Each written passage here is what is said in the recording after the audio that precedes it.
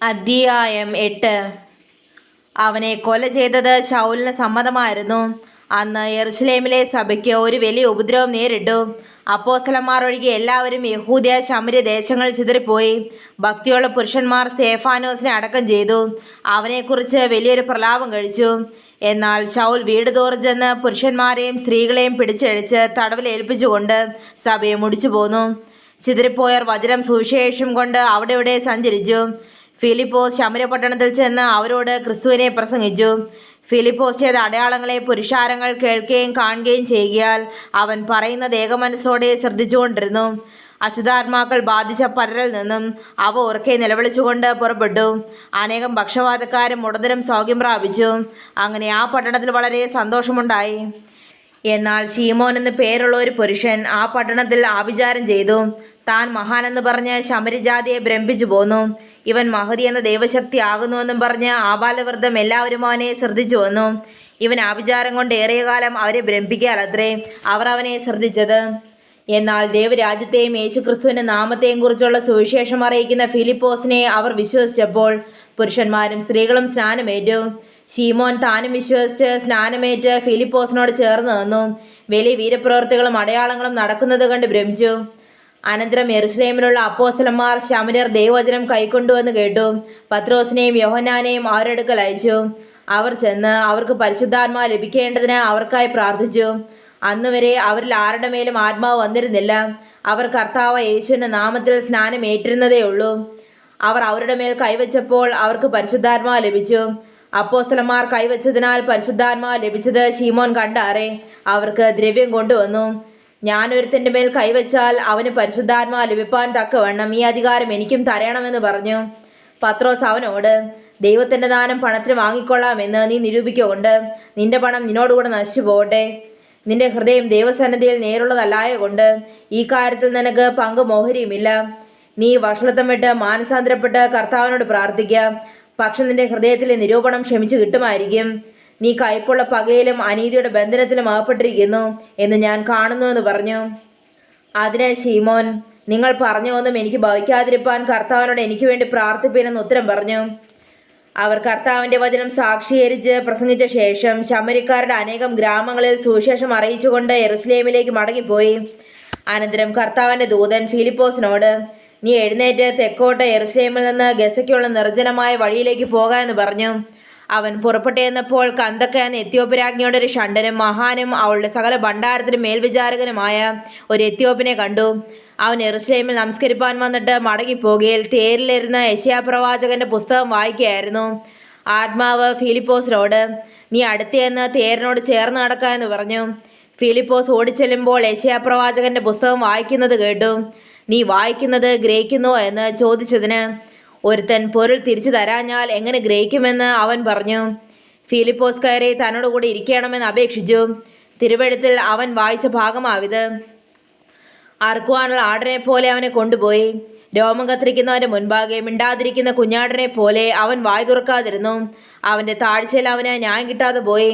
അവന്റെ തലമുറയെ ആർ വിവരിക്കും? ഭൂമിയിൽ നിന്ന് അവന്റെ ജീവനെ എടുത്തു കളയുന്നുവല്ലോ. ഷണ്ഡൻ ഫിലിപ്പോസിനോട്, ഇത് പ്രവാചകൻ ആരെക്കുറിച്ച് പറയുന്നു? തന്നെക്കുറിച്ചോ മറ്റൊരുത്തിനെക്കുറിച്ചോ എന്ന് പറഞ്ഞു തരണമെന്ന് അപേക്ഷിച്ചു. ഫിലിപ്പോസ് തിരുവെഴുത്ത് ആധാരമാക്കി അവനോട് യേശുവിനെക്കുറിച്ചുള്ള സുവിശേഷം അറിയിപ്പാൻ തുടങ്ങി. അവരിങ്ങനെ വഴി പോകുമ്പോൾ വെള്ളമുള്ള ഒരു സ്ഥലത്ത് എത്തിയപ്പോൾ ഷണ്ഡൻ, ഇതാ വെള്ളം, ഞാൻ സ്നാനമേൽക്കുന്നതിന് എന്ത് വിരോധമെന്ന് പറഞ്ഞു. അതിന് ഫിലിപ്പോസ്, നീ പൂർണ്ണ ഹൃദയത്തോടെ വിശ്വസിക്കുന്നുവെങ്കിൽ ആകാമെന്ന് പറഞ്ഞു. യേശുക്രിസ്തു ദൈവപുത്രൻ എന്ന് ഞാൻ വിശ്വസിക്കുന്നുവെന്ന് അവൻ ഉത്തരം പറഞ്ഞു. അങ്ങനെ അവൻ നിർത്തുവാൻ കൽപ്പിച്ചു. ഫിലിപ്പോസും ഷണ്ഡനും ഇരുവരും വെള്ളത്തിലിറങ്ങി. അവനെ സ്നാനം കഴിപ്പിച്ചു. അവർ വെള്ളത്തിൽ നിന്ന് കയറിയപ്പോൾ കർത്താവിൻ്റെ ആത്മാവ് ഫിലിപ്പോസിനെ എടുത്തുകൊണ്ടുപോയി. ഷണ്ഡൻ അവനെ പിന്നെ കണ്ടില്ല. അവൻ സന്തോഷം കൊണ്ട് തൻ്റെ വഴിക്ക് പോയി. ഫിലിപ്പോസിനെ പിന്നെ അസ്തോത്തിൽ കണ്ടു. അവൻ സഞ്ചരിച്ച് എല്ലാ പട്ടണങ്ങളിലും സുവിശേഷം അറിയിച്ചുകൊണ്ട് കൈസരയിലെത്തി. അധ്യായം 9. ശൗൽ കർത്താവിൻ്റെ ശിഷ്യന്മാരുടെ നേരെ ഭീഷണിയും കൊലയും നിശ്വസിച്ചുകൊണ്ട് മഹാപുരോഹിതന്റെ അടുക്കൽ ചെന്നു. ദമസ്കോസിൽ ഈ മാർഗക്കാരായ വല്ല പുരുഷന്മാരെയോ സ്ത്രീകളെയോ കണ്ടാൽ അവരെ പിടിച്ചുകെട്ടി യെരുശലേമിലേക്ക് കൊണ്ടുവരുവാൻ തക്കവണ്ണം അവിടുത്തെ പള്ളികൾക്ക് അവനോട് അധികാരപത്രം വാങ്ങി. അവൻ പ്രയാണം ചെയ്തു. ദമസ്കോസിന് സമീപിച്ചപ്പോൾ പെട്ടെന്ന് ആകാശത്ത് നിന്ന് ഒരു വെളിച്ചം അവൻ്റെ ചുറ്റും മിന്നി. അവൻ നിലത്ത് വീണു. ശൗലേ ശൗലേ, നീ എന്നെ ഉപദ്രവിക്കുന്നത് എന്തെന്ന് തന്നോട് പറയുന്ന ഒരു ശബ്ദം കേട്ടു. നീ ആരാകുന്നു കർത്താവേ എന്ന് അവൻ ചോദിച്ചതിന്, നീ ഉപദ്രവിക്കുന്ന യേശു ആകുന്നു ഞാൻ. നീ എഴുന്നേറ്റ് പട്ടണത്തിൽ ചെല്ലുക, നീ ചെയ്യേണ്ടുന്നത് അവിടെ വെച്ച് നിന്നോട് പറയുമെന്ന് അവൻ പറഞ്ഞു. അവനോടുകൂടെ പ്രയാണം ചെയ്ത പുരുഷന്മാർ ശബ്ദം കേട്ടുവെങ്കിലും ആരെയും കാണാതെ മരവിച്ചു നിന്നു. ശൗൽ നിലത്ത് നിന്ന് എഴുന്നേറ്റ് കണ്ണു തുറന്നാറെ ഒന്നും കണ്ടില്ല. അവർ അവനെ കൈക്ക് പിടിച്ച് ദമസ്കോസിൽ കൂട്ടിക്കൊണ്ടുപോയി. അവൻ 3 ദിവസം കണ്ണു കാണാതെയും തിന്നുകയോ കുടിക്കുകയോ ചെയ്യാതെയും ഇരുന്നു. എന്നാൽ അനന്യാസ് എന്നൊരു ശിഷ്യൻ ദമസ്കോസിൽ ഉണ്ടായിരുന്നു. അവനെ കർത്താവ് ഒരു ദർശനത്തിൽ അനന്യാസേ എന്ന് വിളിച്ചു. കർത്താവെ, അടിയൻ ഇതാ എന്ന് അവൻ വിളി കേട്ടു. കർത്താവ് അവനോട്, നീ എഴുന്നേറ്റ് നേർവീതി എന്ന തെരുവിൽ ചെന്ന് യൂദായുടെ വീട്ടിൽ തർസോസുകാരനായ ശൗൽ എന്ന പേരുള്ളവനെ അന്വേഷിക്കുക. അവൻ പ്രാർത്ഥിക്കുന്നു. അനന്യാസ് എന്നൊരു പുരുഷൻ അകത്തു വന്ന് താൻ കാഴ്ച പ്രാപിക്കേണ്ടതിന് തൻ്റെ മേൽ കൈവയ്ക്കുന്നത് അവൻ കണ്ടിരിക്കുന്നുവെന്ന് കൽപ്പിച്ചു. അതിന് അനന്യാസ്, കർത്താവെ, ആ മനുഷ്യൻ യെരൂശലേമിൽ നിന്റെ വിശുദ്ധന്മാർക്ക് എത്ര ദോഷം ചെയ്തു എന്ന് പലരും പറഞ്ഞ് ഞാൻ കേട്ടിരിക്കുന്നു. ഇവിടെയും നിന്റെ നാമത്തെ വിളിച്ചപേക്ഷിക്കുന്നവരെയൊക്കെയും പിടിച്ചുകെട്ടുവാൻ അവന് മഹാപുരോഹിതന്മാരുടെ അധികാരപത്രം ഉണ്ട് എന്ന് ഉത്തരം പറഞ്ഞു. കർത്താവ് അവനോട്, നീ പോക, അവനെൻ്റെ നാമം ജാതികൾക്കും രാജാക്കന്മാർക്കും ഇസ്രായേൽ മക്കൾക്ക് മുൻപിൽ വഹിപ്പാൻ ഞാൻ തിരഞ്ഞെടുത്തിരിക്കുന്ന ഒരു പാത്രമാവുന്നു. എൻ്റെ നാമത്തിനു വേണ്ടി അവൻ എന്തെല്ലാം കഷ്ടം അനുഭവിക്കേണ്ടതാകുന്നു എന്ന് ഞാൻ അവനെ കാണിക്കുമെന്ന് പറഞ്ഞു. അങ്ങനെ അനന്യാസ് ആ വീട്ടിൽ ചെന്ന് അവൻ്റെ മേൽ കൈവച്ചു. ശൗലേ സഹോദര, നീ കാഴ്ച പ്രാപിച്ച് പരിശുദ്ധാത്മ പൂർണ്ണനാകേണ്ടതിന് നീ വന്ന വഴിയിൽ നിനക്ക് പ്രത്യക്ഷനായ യേശു എന്ന കർത്താവ് എന്നെ അയച്ചിരിക്കുന്നുവെന്ന് പറഞ്ഞു.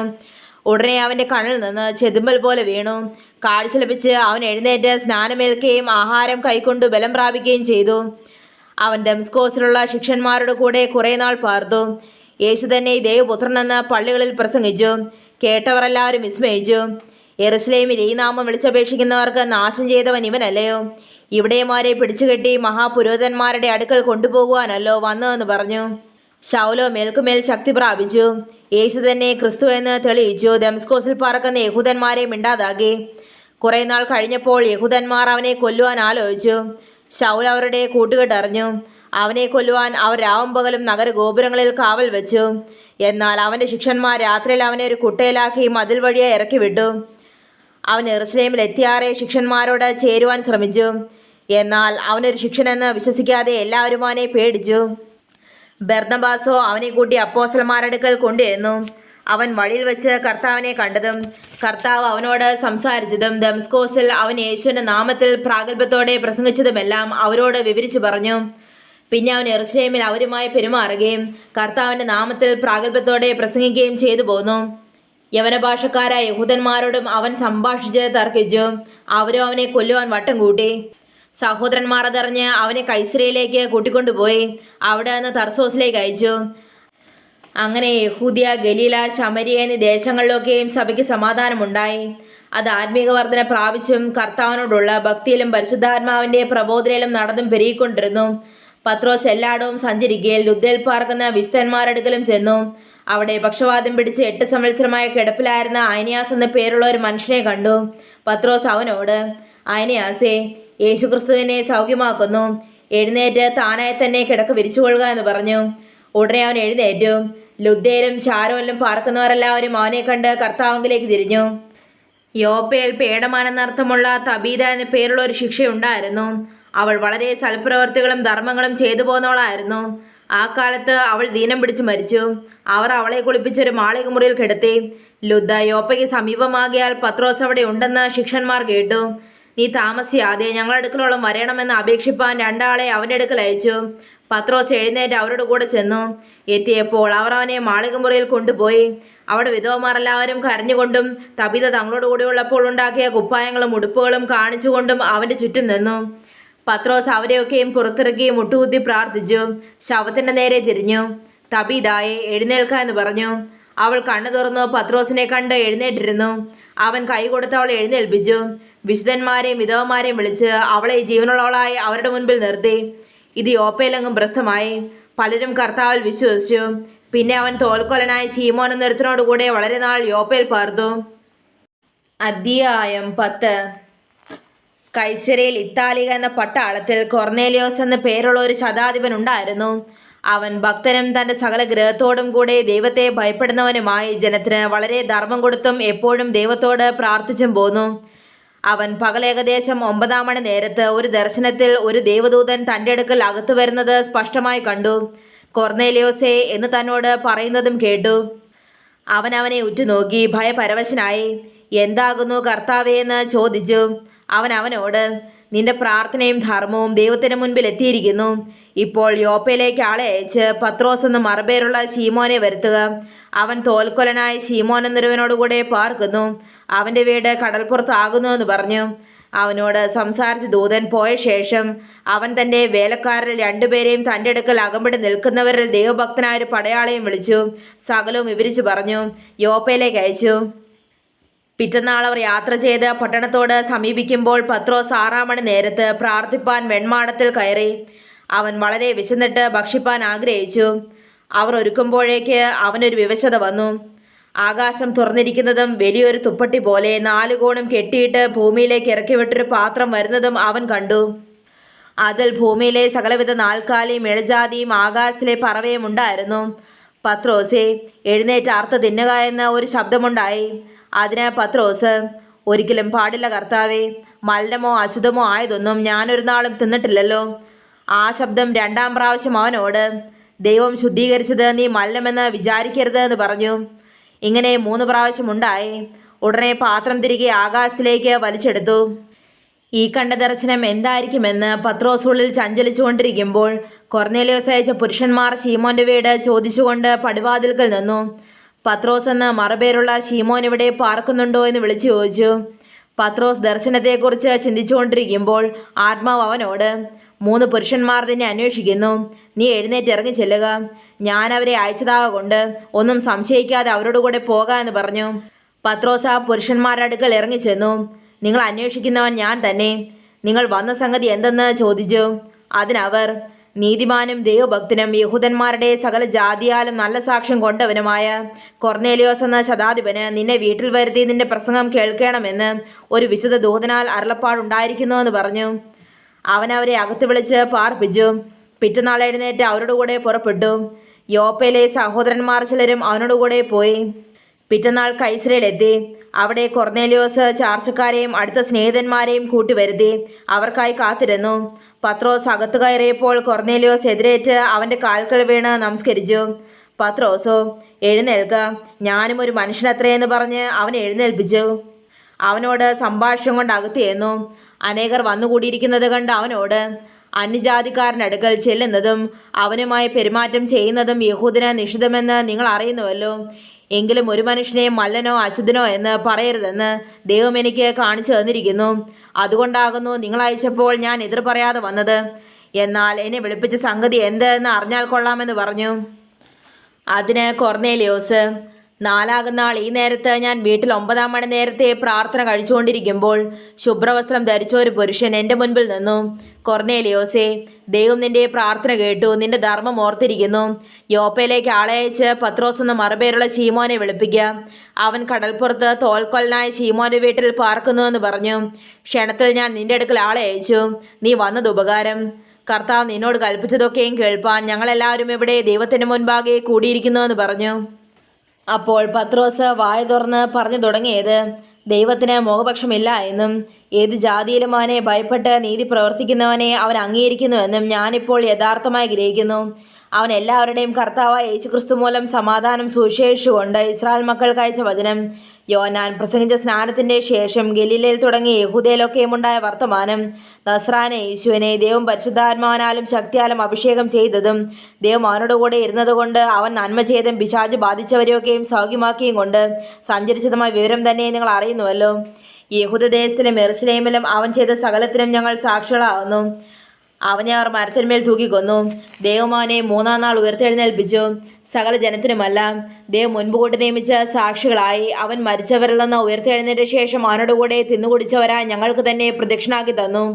ജീവികൾക്കും മരിച്ചവർക്കും ന്യായാധിപതിയായ ദൈവത്താൽ നിയമിക്കപ്പെട്ടവൻ അവൻ തന്നെയെന്ന് ജനത്തോട് പ്രസംഗിച്ച് സാക്ഷീകരിപ്പാൻ അവൻ ഞങ്ങളോട് കൽപ്പിച്ചു. അവനിൽ വിശ്വസിക്കുന്നവനും അവൻ്റെ നാമം മൂലം പാപമോചനം ലഭിക്കുമെന്ന് സകല പ്രവാചകന്മാരും സാക്ഷ്യം പറയുന്നു. ഈ വാക്കുകളെ പത്രോസ് പ്രസ്താവിക്കുമ്പോൾ തന്നെ വചനം കേട്ട എല്ലാവരുടെ മേലും പരിശുദ്ധാത്മാവ് വന്നു. അവർ അന്യഭാഷകളിൽ സംസാരിക്കുന്നതും ദൈവത്തെ മാറ്റിയിരിക്കുന്നതും കേൾക്കിയാൽ പത്രോസിനോടുകൂടെ വന്ന പരിച്ഛേദനക്കാരായ വിശ്വാസികൾ പരിശുദ്ധാത്മാവെന്ന ദാനം ജാതികളുടെ മേലും പകർന്നത് കണ്ട് വിസ്മയിച്ചു. നമ്മെപ്പോലെ പരിശുദ്ധാത്മാവ് ലഭിച്ച ഇവരെ സ്നാനം കഴിപ്പിച്ചു കൂടാതെ വണ്ണം വെള്ളം വിലക്കുവാൻ ആർക്ക് കഴിയുമെന്ന് പറഞ്ഞു. പത്രോസ് അവരെ യേശുക്രിസ്തുവിന്റെ നാമത്തിൽ സ്നാനം കഴിപ്പിപ്പാൻ കൽപ്പിച്ചു. അവൻ ചില ദിവസം അവിടെ താമസിക്കണമെന്ന് അവർ അപേക്ഷിച്ചു. അധ്യായം 11. ജാതികളും ദൈവവചനം കൈക്കൊണ്ടു എന്ന് അപ്പോസ്തലന്മാരും യഹൂദയിലുള്ള സഹോദരന്മാരും കേട്ടു. പത്രോസ് യെരൂശലേമിൽ എത്തിയപ്പോൾ പരിച്ഛേദനക്കാർ അവനോട് വാദിച്ചു. നീ അഗ്രചർമ്മികളുടെ അടുക്കൽ ചെന്ന് അവരോട് കൂടെ ഭക്ഷിച്ചു എന്ന് പറഞ്ഞു. പത്രോസ് കാര്യം ആദ്യം മുതൽ ക്രമമായി അവരോട് വിവരിച്ചു പറഞ്ഞത്: ഞാൻ യോപ്പ പട്ടണത്തിൽ പ്രാർത്ഥിച്ചുകൊണ്ടിരിക്കുമ്പോൾ വിവശതയിൽ ഒരു ദർശനം കണ്ടു. ആകാശത്തിൽ നിന്ന് 4 കോണും കെട്ടിയിറക്കിയ വലിയ തുപ്പട്ടി പോലെ ഒരു പാത്രം എൻ്റെ അടുക്കളോളം വന്നു. അതിൽ ഞാൻ സൂക്ഷിച്ചു നോക്കിയപ്പോൾ ഭൂമിയിലെ നാൽക്കാലികളെയും കാട്ടുമൃഗങ്ങളെയും ഇഴജാതികളെയും ആകാശത്തിലെ പറവകളെയും കണ്ടു. പത്രോസേ, എഴുന്നേറ്റ് അറുത്ത് തിന്നുക എന്ന് എന്നോട് പറയുന്ന ഒരു ശബ്ദവും കേട്ടു. അതിന് ഞാൻ: ഒരിക്കലും പാടില്ല കർത്താവേ, മലിനമോ അശുദ്ധമോ ആയതൊന്നും ഒരിക്കലും എൻ്റെ വായിൽ ചെന്നിട്ടില്ലല്ലോ എന്ന് പറഞ്ഞു. ആ ശബ്ദം പിന്നെയും ആകാശത്തിൽ നിന്ന്: ദൈവം ശുദ്ധീകരിച്ചത് നീ മലിനമെന്ന് വിചാരിക്കരുത് എന്ന് ഉത്തരം പറഞ്ഞു. ഇത് 3 പ്രാവശ്യം ഉണ്ടായി. പിന്നെ എല്ലാം തിരികെ ആകാശത്തിലേക്ക് വലിച്ചെടുത്തു. അപ്പോൾ തന്നെ കൈസരയിൽ നിന്ന് എൻ്റെ അടുക്കൽ അയച്ചിരുന്ന 3 പുരുഷന്മാർ ഞങ്ങൾ പാർത്ത വീട്ടിൻ്റെ മുൻപിൽ നിന്നിരുന്നു. ഒന്നും സംശയിക്കാതെ അവരോട് കൂടെ പോകുവാൻ ആത്മാവ് എന്നോട് കൽപ്പിച്ചു. ഈ 6 സഹോദരന്മാരും എന്നോടുകൂടെ പോന്നു. ഞങ്ങൾ ആ പുരുഷന്റെ വീട്ടിൽ ചെന്നു. അവൻ തൻ്റെ വീട്ടിൽ ഒരു ദൂതൻ നിൽക്കുന്നത് കണ്ടു എന്നും നീ ഓപ്പയിലേക്ക് ആളെ അയച്ച് പത്രോസ് എന്ന മറുപേരുള്ള ശീമോനെ വരുത്തുക. നീയും നിന്റെ ഗ്രഹം മുഴുവനും രക്ഷിക്കപ്പെടുവാനുള്ള വാക്കുകളെ അവൻ നിന്നോട് സംസാരിക്കുമെന്ന് ദൂതൻ പറഞ്ഞു എന്നും ഞങ്ങളോട് അറിയിച്ചു. ഞാൻ സംസാരിച്ചു തുടങ്ങിയപ്പോഴേക്കും പരിശുദ്ധാത്മാവ് ആദിയിൽ നമ്മുടെ മേൽ എന്ന പോലെ അവരുടെ മേലും വന്നു. അപ്പോൾ ഞാൻ: യോഹന്നാൻ വെള്ളം കൊണ്ട് സ്നാനം കഴിപ്പിച്ചു, നിങ്ങൾക്കോ പരിശുദ്ധാത്മാവ് കൊണ്ട് സ്നാനം ലഭിക്കുമെന്ന് കർത്താവ് പറഞ്ഞ വാക്കോർത്തു. ആകയാൽ കർത്താവായ യേശുക്രിസ്തുവിൽ വിശ്വസിച്ചവരായ നമുക്ക് തന്നതുപോലെ അതേ ദാനത്തെ അവർക്കും ദൈവം കൊടുത്തുവെങ്കിൽ ദൈവത്തെ തടുപ്പാൻ തക്കവണ്ണം ഞാൻ ആർ? അവർ ഇത് കേട്ടപ്പോൾ മിണ്ടാതിരുന്നു. അങ്ങനെയായാൽ ദൈവം ജാതികൾക്കും ജീവപ്രാപ്തിക്കായി മാനസാന്തരം നൽകിയല്ലോ എന്ന് പറഞ്ഞ് ദൈവത്തെ മഹത്വപ്പെടുത്തി. സ്തേഫാനോസ് നിമിത്തമുണ്ടായ ഉപദ്രവം ഹേതുവാൽ ചിതറിപ്പോയവർ യഹൂദന്മാരുടെ അല്ലാതെ മറ്റാരോടും വചനം സംസാരിക്കാതെ ഫൊയ്നിക്യ, കുപ്രോസ്, അന്ത്യോക്യ എന്നീ പ്രദേശങ്ങളോളം സഞ്ചരിച്ചു. അവരിൽ ചിലർ കുപ്രോസുകാരും കുറേനക്കാരുമായിരുന്നു. അവർ അന്ത്യോക്യയിലെത്തിയ ശേഷം യവനന്മാരോടും കർത്താവ് യേശുവിനെക്കുറിച്ചുള്ള സുവിശേഷം അറിയിച്ചു. കർത്താവിൻ്റെ കൈ അവരുടെ കൂടെ ഉണ്ടായിരുന്നു. വലിയൊരു കൂട്ടം വിശ്വസിച്ച് കർത്താവിലേക്ക് തിരിഞ്ഞു. അവരെക്കുറിച്ചുള്ള ഈ വർത്തമാനം യെരൂശലേമിലെ സഭയുടെ ചെവിയിലെത്തിയപ്പോൾ അവർ ബർന്നബാസിനെ അന്ത്യോക്യോളം പറഞ്ഞയച്ചു. അവൻ ചെന്ന് ദൈവകൃപ കണ്ട് സന്തോഷിച്ചു. എല്ലാവരും ഹൃദയ നിർണയത്തോടെ കർത്താവിനോട് ചേർന്ന് നിൽപ്പാൻ തക്കവണ്ണം പ്രബോധിപ്പിച്ചു. അവൻ നല്ല മനുഷ്യനും പരിശുദ്ധാത്മാവിനാലും വിശ്വാസത്താലും നിറഞ്ഞവനുമായിരുന്നു. വളരെ പുരുഷാരം കർത്താവിനോട് ചേർന്നു. അവൻ ശൗലിനെ തിരവാൻ തർസോസിലേക്ക് പോയി. അവനെ കണ്ടെത്തിയാറെ അന്ത്യോക്യയിലേക്ക് കൂട്ടിക്കൊണ്ടുവന്നു. അവർ ഒരു സംവത്സരം മുഴുവനും സഭായോഗങ്ങളിൽ കൂടുകയും ബഹുജനത്തെ ഉപദേശിക്കുകയും ചെയ്തു. ആദ്യം അന്ത്യോക്യയിൽ വെച്ച് ശിഷ്യന്മാർക്ക് ക്രിസ്ത്യാനികളെന്ന് പേരുണ്ടായി. ആ കാലത്ത് യെരൂശലേമിൽ നിന്ന് പ്രവാചകന്മാർ അന്ത്യോക്യയിലേക്ക് വന്നു. അവരിൽ അഗബാസ് എന്ന പേരുള്ള ഒരുവൻ എഴുന്നേറ്റ് ലോകത്തിലൊക്കെയും മഹാക്ഷാമം ഉണ്ടാകുമെന്ന് ആത്മാവിനാൽ പ്രവചിച്ചു. അത് ക്ലൗദ്യോസിന്റെ കാലത്ത് സംഭവിച്ചു. അപ്പോൾ യഹൂദയിൽ പാർക്കുന്ന സഹോദരന്മാരുടെ ഉദവിക്കായി ശിഷ്യന്മാരിൽ ഓരോരുത്തൻ പ്രാപ്തി പോലെ കൊടുത്തയപ്പാൻ നിശ്ചയിച്ചു. അവർ അത് നടത്തി. ബർന്നബാസിന്റെയും ശൗലിന്റെയും കയ്യിൽ മൂപ്പന്മാർക്ക് കൊടുത്തയച്ചു. അധ്യായം 12. ആ കാലത്ത് ഹെരോദ രാജാവ് സഭയിൽ ചിലരെ പീഡിപ്പിക്കേണ്ടതിന് കൈനീട്ടി. യോഹന്നാന്റെ സഹോദരനായ യാക്കോബിനെ അവൻ വാൾ കൊണ്ട് കൊന്നു. അത് യഹൂദന്മാർക്ക് പ്രസാദമായെന്ന് കണ്ട് അവൻ പത്രോസിനെയും പിടിച്ചു. അപ്പോൾ പുളിപ്പില്ലാത്തപ്പത്തിൻ്റെ പെരുന്നാളായിരുന്നു. അവനെ പിടിച്ച ശേഷം പെസഹ കഴിഞ്ഞിട്ട് ജനത്തിന് മുൻപിൽ നിർത്തുവാൻ ഭാവിച്ച് തടവിലാക്കി. അവനെ കാപ്പാൻ നന്നായി ചേകവറുള്ള 4 കൂട്ടത്തിനെ ഏൽപ്പിച്ചു. ഇങ്ങനെ പത്രോസിനെ തടവിൽ സൂക്ഷിച്ചു വരുമ്പോൾ സഭ ശ്രദ്ധയോടെ അവനു വേണ്ടി ദൈവത്തോട് പ്രാർത്ഥന കഴിച്ചു പോന്നു. ഹെരോദാവ് അവനെ ജനത്തിന് മുൻപിൽ നിർത്തുവാൻ ഭാവിച്ചതിൻ്റെ തലേ രാത്രിയിൽ പത്രോസ് 2 ചങ്ങലയാൽ ബന്ധിക്കപ്പെട്ടവനായി 2 പടയാളികളുടെ നടുവിൽ ഉറങ്ങുകയായിരുന്നു. വാതിലിന്റെ മുൻപിൽ കാവൽക്കാർ കാരാഗ്രഹം കാത്തുകൊണ്ടിരുന്നു. പെട്ടെന്ന് കർത്താവിൻ്റെ ദൂതൻ അവിടെ പ്രത്യക്ഷനായി. അറയിൽ ഒരു വെളിച്ചം പ്രകാശിച്ചു. അവൻ പത്രോസിനെ വിലാപ്പുറത്ത് കെട്ടി. വേഗം എഴുന്നേൽക്ക എന്ന് പറഞ്ഞ് അവനെ ഉണർത്തി. ഉടനെ അവൻ്റെ ചങ്ങല കൈമേൽ നിന്ന് വീണുപോയി.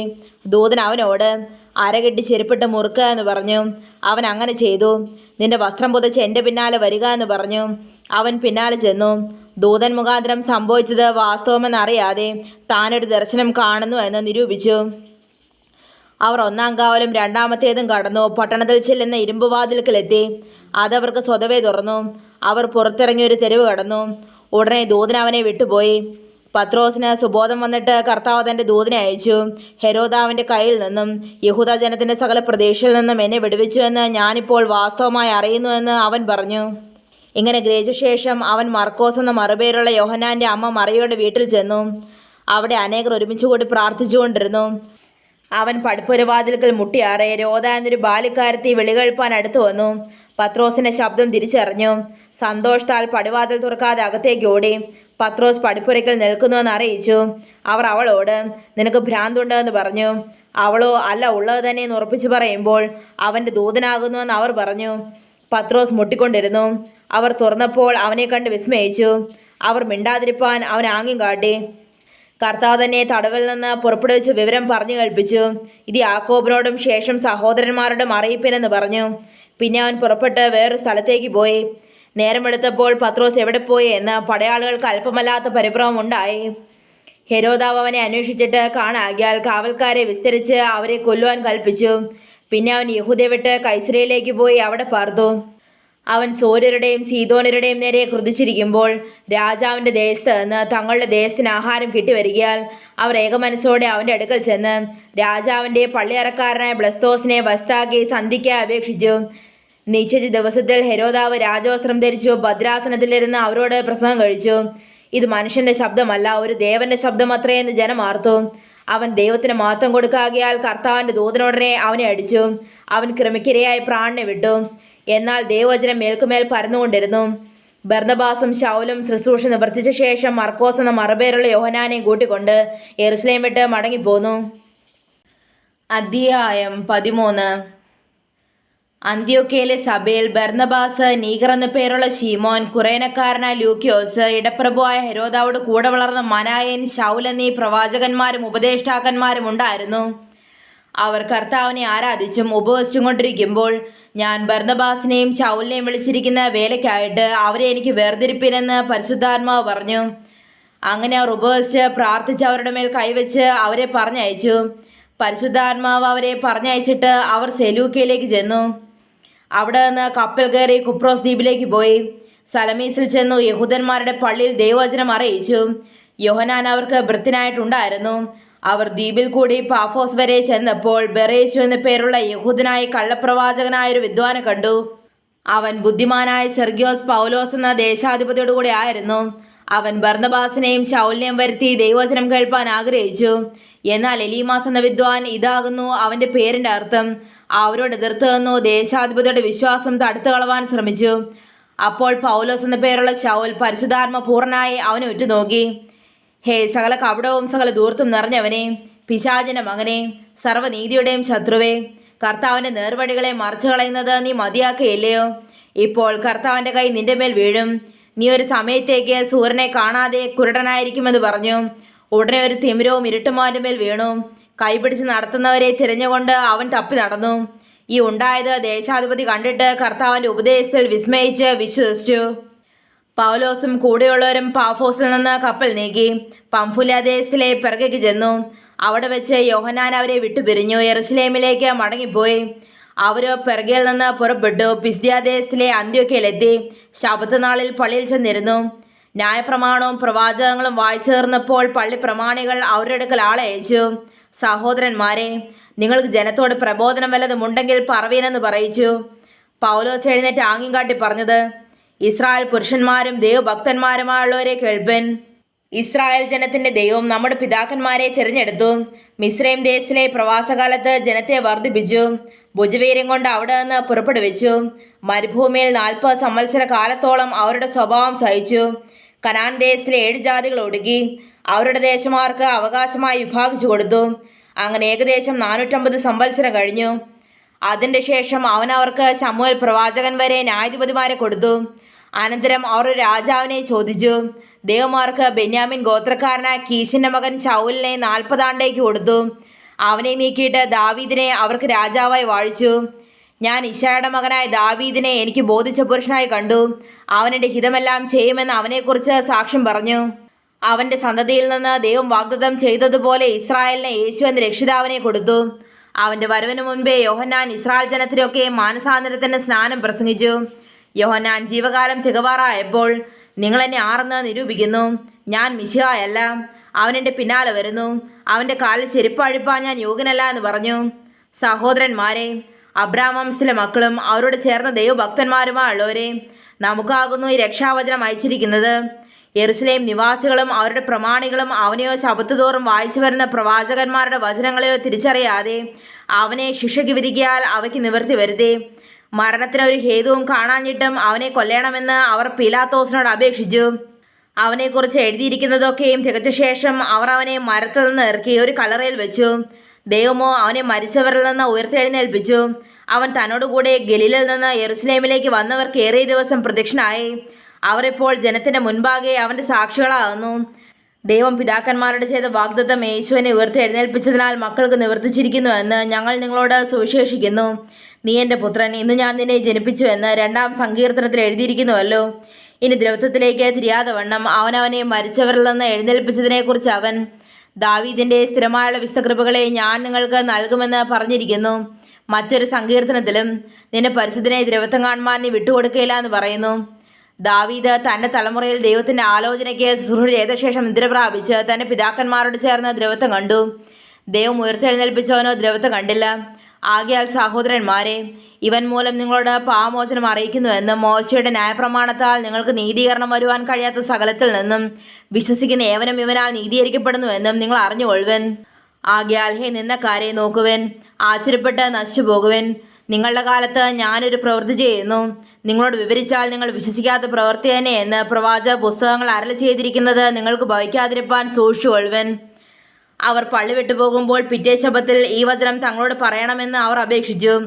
പള്ളി പിരിഞ്ഞ ശേഷം യഹൂദന്മാരിലും ഭക്തിയുള്ള യഹൂദ മതാനുസാരികളും പലർ പൗലോസിനെയും ബർന്നബാസിനെയും അനുഗമിച്ചു. അവർ അവരോട് സംസാരിച്ച് ദൈവകൃപയിൽ നിലനിൽക്കേണ്ടതിന് അവരെ ഉത്സാഹിപ്പിച്ചു. പിറ്റേ ശബ്ബത്തിൽ ഏകദേശം പട്ടണം മുഴുവനും ദൈവവചനം കേൾപ്പാൻ വന്നുകൂടി. യഹൂദന്മാരോ പുരുഷാരത്തെ കണ്ട് അസൂയ നിറഞ്ഞവരായ ദുഷ്ടുകൊണ്ട് പൗലോസ് സംസാരിക്കുന്നതിന് എതിർ പറഞ്ഞു. അപ്പോൾ പൗലോസും ബർന്നബാസും ധൈര്യം പൂണ്ടു. ദൈവവചനം ആദ്യം നിങ്ങളോട് പറയുന്നത് ആവശ്യമായിരുന്നു, എന്നാൽ നിങ്ങളതിനെ തള്ളി നിങ്ങളെ തന്നെ നിത്യജീവൻ അയോഗ്യരെന്ന് വിധിച്ചു കളയുന്നതിനാൽ ഇതാ ഞങ്ങൾ ജാതികളിലേക്ക് തിരിയുന്നു. നീ ഭൂമിയുടെ അറ്റത്തോളവും രക്ഷയാകേണ്ടതിന് ഞാൻ നിന്നെ ജാതികളുടെ വെളിച്ചമാക്കി വെച്ചിരിക്കുന്നു എന്ന് കർത്താവ് ഞങ്ങളോട് കൽപ്പിച്ചിട്ടുണ്ട് എന്ന് പറഞ്ഞു. ജാതികളത് കേട്ട് സന്തോഷിച്ചു, ദൈവവചനത്തെ മഹത്വപ്പെടുത്തി. നിത്യജീവനായി നിയമിക്കപ്പെട്ടവരെല്ലാവരും വിശ്വസിച്ചു. കർത്താവിൻ്റെ വചനം ആ നാട്ടിലെങ്ങും വ്യാപിച്ചു. യഹൂദന്മാരോ ഭക്തിയുള്ള മാനസ്ത്രീകളെയും പട്ടണത്തിലെ പ്രധാനികളെയും ഇളകി പൗലോസിൻ്റെയും ബർന്നബാസിൻ്റെയും നേരെ ഉപദ്രവമുണ്ടാക്കി അവരെ തങ്ങളുടെ അതിരുകളിൽ നിന്ന് പുറത്താക്കി കളഞ്ഞു. എന്നാൽ അവർ തങ്ങളുടെ കാലിലെ പൊടി അവരുടെ നേരെ തട്ടിക്കളഞ്ഞ് ഇക്കോനിയയിലേക്ക് പോയി. ശിഷ്യന്മാർ സന്തോഷവും പരിശുദ്ധാത്മാവും നിറഞ്ഞവരായി തീർന്നു. അധ്യായം 14.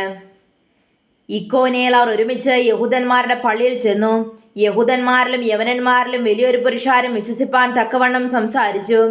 വിശ്വസിക്കാത്ത യഹൂദന്മാരോ ജാതികളുടെ മനസ്സ് സഹോദരന്മാരുടെ നേരെ ഇളക്കി വഷളാക്കി. എന്നാൽ അവർ വളരെ കാലം അവിടെ പാർത്തു. കർത്താവിൽ ആശ്രയിച്ചു പ്രാഗൽഭ്യത്തോടെ പ്രസംഗിച്ചുകൊണ്ടിരുന്നു. അവൻ തന്റെ കൃപയുടെ വചനത്തിന് സാക്ഷിയെന്ന് അവരുടെ കൈയാൽ അടയാളങ്ങളും അത്ഭുതങ്ങളും ഉണ്ടാകുവാൻ വരം നൽകി. എന്നാൽ പട്ടണത്തിലെ ജനസമൂഹം ഭിന്നിച്ചു. ചിലർ യഹൂദന്മാരുടെ പക്ഷത്തിലും ചിലർ അപ്പോസ്തലന്മാരുടെ പക്ഷത്തിലുമായി.